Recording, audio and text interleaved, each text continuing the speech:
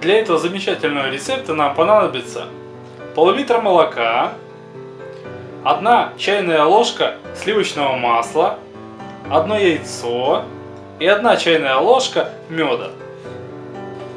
Заливаем пол-литра молока и подогреваем.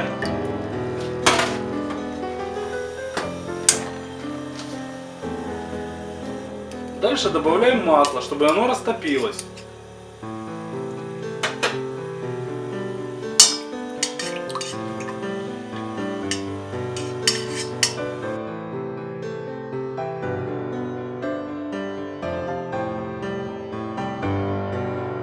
После того, как масло растопилось, отправляем туда мед.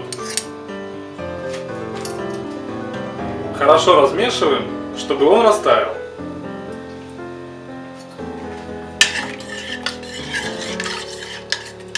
Сильно подогревать нельзя, чтобы мед не потерял своих свойств. Последний шаг. Вбиваем яйцо и хорошенько взбиваем. Можно использовать венчик.